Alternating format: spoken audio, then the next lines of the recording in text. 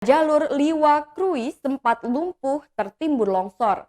Sempat lumpuh karena tertimbun longsor, kini jalur Liwa Krui sudah bisa dilintasi.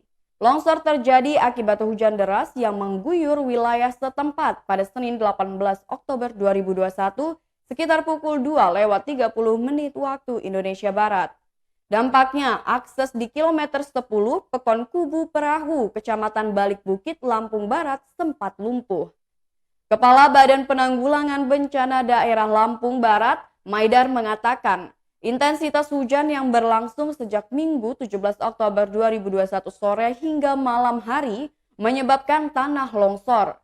Selain longsor, juga ada pohon setinggi sekira 20 meter tumbang di lokasi yang menutupi badan jalan, sehingga kendaraan roda 2 maupun roda 4 tidak bisa lewat.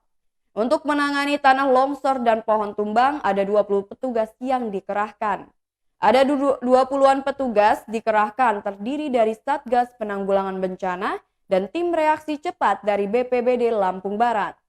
Selain itu, ada juga dari Dinas Pekerjaan Umum dan Perumahan Rakyat Lampung Barat dan dibantu dengan TNI beserta Polri. Proses evakuasi juga menggunakan ekskavator milik Balai Pelaksanaan Jalan Nasional Wilayah 2 Provinsi Lampung. Proses evakuasi berlangsung sejak pukul 9:45 waktu Indonesia Barat untuk membersihkan berbagai material longsor.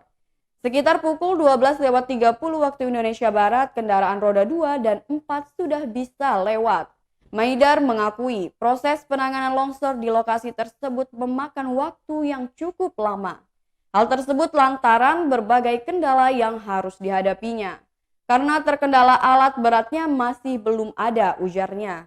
Namun, tim dari BPBD memotong kayu pohon tumbang yang menutupi jalan terlebih dahulu. Kemudian pihaknya berkoordinasi dengan Dinas PUPR Lampung Barat dan BPJN untuk mengerahkan ekskavator guna menangani longsor dan pohon tumbang. Akhirnya, sekitar pukul 12:30 waktu Indonesia Barat, jalur lintas Liwa Krui sudah kembali normal.